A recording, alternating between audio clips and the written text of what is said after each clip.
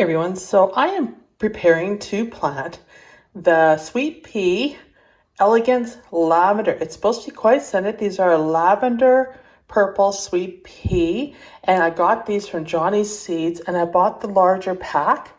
They will germinate in 75 to 85 days. Height is 60 to 72 inches. So I have this soaking in a pie plate in water. And I was planning on soaking them overnight, and then I'm going to plant them tomorrow on my arbor at the back. And I'm hoping they're beautiful. Some of these were already cracked open a bit when I got them, so that's really good. Germination rate on these is 72 with a 19% hard test. So that's not bad. It's not great, but it's not bad. The fact that some of these are already cracked a little bit should help. So I'm just going to let them soak for 24 hours and then we will plant them. So here are the sweet peas. I've drained the water off them now and they're ready to go outside. Some of the shells are looking like they're cracked, so that's excellent. I didn't use any sandpaper on them. I've tried that with the lupin seed before, where I did a demo and sanded some and then just soaked some, and it worked out that they germinated the same. So there's no use going to a lot of work for nothing. So we're going to plant them in these areas around this arbor, and they should look glorious with the lavender color with the white. I'm expecting a big boost of color, and because I bought the large package of seeds, I have an abundance of them. So I'm going to cram them in there and put them in really, really thick. They're going to be around this clematis that I planted last year, so I'm going to put them just right in front so that I don't disturb the clematis, and it will allow it time to grow. In the meantime, the sweet peas can put on the show on this trellis. It's a shame to have this trellis here and not have a bunch of color on it when it's so pretty. This originally was a black trellis. I had raw paint it white. I like white trellises. I'm not much for black trellises. I just think they're very sharp and bright and more cottagey when they are in a white. I find, like in our climate, black blends in too much in the spring and in the fall when everything's going brown. So that's what I'm going to do here, and this should work out really, really nice. And I'm going to use my hoe, this pointed edged hoe. This is fabulous for doing rows. It's the best thing I ever bought. I've had it for probably 20 years. And it works so well. I always, it's my go-to tool for any sort of gardening work. So I'm gonna start on the other side over here where there isn't any sweet peas. And just so you guys know, the wind noise was so darn bad out there.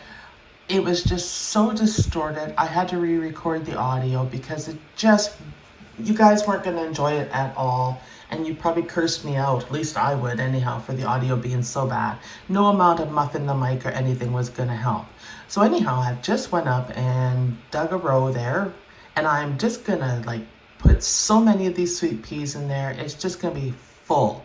And I'm just gonna broadcast them into that row, and I'm not gonna worry about quantity and how I use the quantity. I just want them super thick in here. And it's kind of a test to see how they do over here in this corner with this trellis. There is water over here, so they should get lots of moisture, plus they're getting the sun. That's one thing about having the metal fence, is it brings a lot more light into the yard, especially when the pasture behind has trees. So this should work really, really well. And the soil's not too bad here, considering I just started this bed last year. I probably should do some amendments to it, but we'll get there. Definitely should have some manure and some compost and some things added to it to make it better. But for the most part, considering how late our spring is and everything, the soil's a little lumpy, but not too bad. All right, so we're on the other side now, and I'm gonna put the rest of those sweet peas in, and that's a pile of sweet peas, you guys. That is a huge pile, but they should be extra thick and showy. So if I find they're too much after I do this little experiment, then next year I won't use so many in one spot. But I want to give this a try and see how they look. just because they are so beautiful. The lavender should be stunning, and I want it so full. And quite honestly, they could leach onto or cling onto the fence at the back too if they need to, because that wire fence is actually perfect for vines. There's not a lot of work you need to do to put vines on it other than train your vines. So I'm just carefully going around this clematis here that I planted last year. I think I did a video when I planted a bunch of those clematis that I got on sale for this fence. And so I will be adding a lot more this year when I find them on sale. I usually try to buy most of my plants on sale other than first thing in the spring and my bedding plants, because I do like to find certain colors, so I do pay the price for them. But I try to keep my costs down by buying sale items as much as I possibly can, because the yard is big and it takes a lot to fill it and a lot to make a show. And I'm still working on bulking up the beds so that they're more showy. All right, so those are all patted in and they look great. And I'm so excited to see how they turn out in this garden. You can see the one lily there, and when I put those lilies out, I put them all over, and you can see the plants I put in here last year. I don't know if that scabiosa is gonna live or not. I thought I seen a couple green leaves on it, but we'll see. So anyhow, that's a job well done. And here's a full look at that arbor and the pasture behind, which is kind of a pretty scene. And I don't want to distort that view out into the pasture, but I want to frame it more. And that was the point of putting the sweet peas or some vines around it. And I hope to add some more vines on the other side, like a clematis there too, and have a couple different colors around it.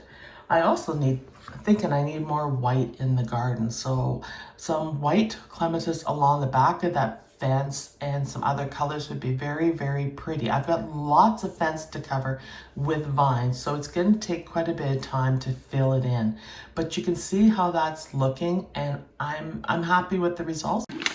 So these are the next two sweet peas I want to soak. This is sweet pea Gwendoline, you can see here. And these are going to grow 60 inches tall, and I'm going to run them on the back fence, I think. I got 2 packages of those. And then the other one I got to try is the Canada Day variety of red and white. And I need to run that in a separate spot away from the lavenders. Now, I don't want too much. I want to scatter it out. But I want to be able to see this from a distance, because I think it'd be quite striking. These originally were planned for the trellises in the cottage garden area, but we still got to get the trees and everything out before we're ready to start on that. So I'm going to get these in, because I find it so hard to believe that we're already mid-May and we're just starting to plant stuff. It's just really, really late. So I'm going to put these in, and if I make better progress on the cottage garden with getting arbors and stuff up, then I will purchase some more and put them out. But I may just buy some potted honeysuckles and things like that to get started on the trellises first. We'll see how this goes, but I am craving color badly. So let's start these. So what I'm going to do is I'm going to just open the Canada Day up, and you can see the seeds are in there, and I'm going to put them in my tray, because I'm going to soak them for 24 hours. There they are. There's a few seeds in there, not like the Elegance, but I paid quite a bit of money for all those seeds because I had a purpose in mind.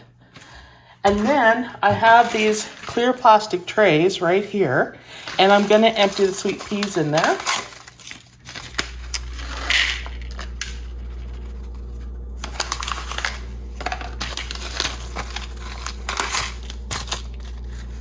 And this is Gwendoline, the pink one. So those are both Gwendoline. And then I am gonna soak them with water. And they don't need much because there's not a lot of them there. And I let them soak overnight on the counter here, and I just mark them with the package so I know which ones these are. I mean, if I mix them up, they might be kind of cool, but I'm not really feeling that adventurous right now. I just wanna see what they look like separately, the way they're supposed to look, and then if I want to try something different next year, I can. But because these are both new to me, I usually buy the mixed sweet peas. I want to see how these do. So that's the sweet peas. Now, I'm going to show you what else I have here to plant up. and they're gonna go along that fence too. And some of these might go in the front on the trellis between the two bedrooms. I have Morning Glories here, the mixed colors. I have this one, which I thought was really cool, Red Picotee. I am loving this one, Grandpa Otts. Then I have this one, Hazelwood Blues. These are all gonna try, and then I have another one of these that I've missed in the first bunch of the mixed. So that is the climbers I have so far to put in, and I'm gonna be scattering those, I think mostly around the back fence. And then I am gonna go and take some of these and put them in the front for some striking color there too. And we'll see how they do in these spots, because I've never grown them on the back fence. So this is all new. And because we have sprinkler lines and everything in there, I think they should do okay. You can see them all here.